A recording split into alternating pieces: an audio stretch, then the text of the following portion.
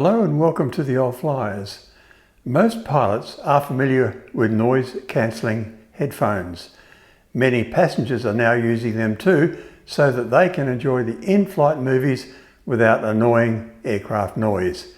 There is a rich history behind the development of these. There is the discovery of passing sound through wires, the invention of speakers, and the noise-cancelling phenomenon itself. Professor Hannah Fry's The Secret Genius of Everyday Objects documentary gave the background to the inventors and their stories. It was electrical engineer Lawrence J. Fogel who solved the problem of noisy backgrounds interfering with listening to radio messages, and so doing became the father of active noise cancellation. In 1952, during the Korean War, helicopters were often used to pick up downed pilots. Those chaps weren't being able to radio the rescue helicopter as they approached, as the rotor blades interfered with the radio signal. Lawrence Fogel knew that 150 years earlier, the theory of how sound waves cancel each other out had been discovered. Larry was the first to apply it practically. His headphones had a microphone inside that was connected to an inverter. This took the sound waves and put them out of phase so that the combined waves cancelled each other out. His application for a patent was filed in April 1954 and granted in December 1960. These are the diagrams and text of the application. His invention was never taken up by a manufacturer and his patent ran out.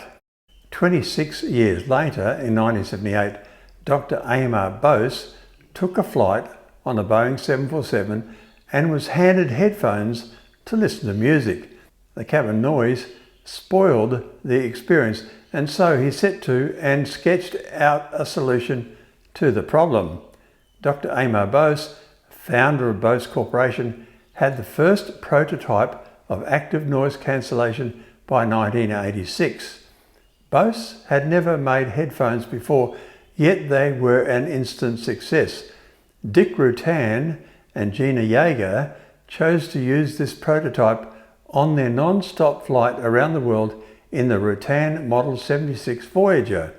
You can imagine that over 200 hours confined within a noisy cockpit would be painful.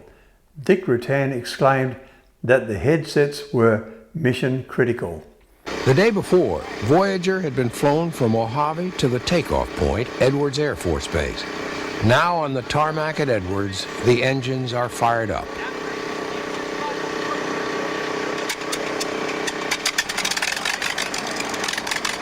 I would think, if you really look at the details of what risks we took with Voyager, the chances of a fatality were much higher than any of these other programs. In 2000, the first commercial Bose headphones were released.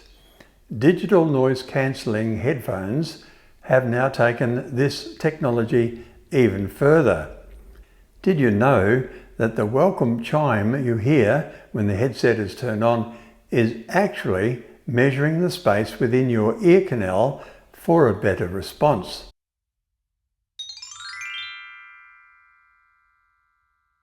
The history of acoustic speakers goes back even further.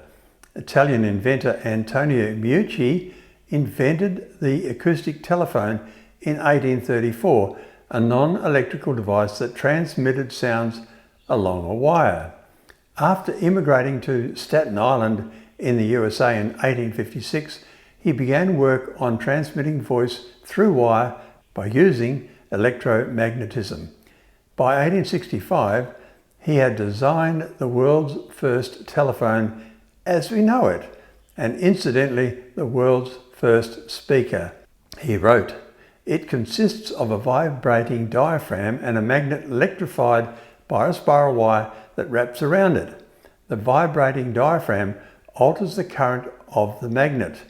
These alterations of current transmitted to the other end of the wire create analogous vibrations of the receiving diaphragm and reproduce the word." Miyuchi's application for a pre-patent was dated December 1871, expiring in 1874.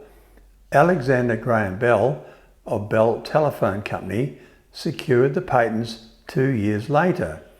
In 2002, the US House of Representatives passed a resolution on Antonio Meucci stating that the life and achievements of Antonio Meucci should be recognised. If Meucci had been able to pay the $10 fee to maintain the caveat after 1874, no patent could have been issued to Graham Alexander Bell. Up until 1954, speakers were large in size.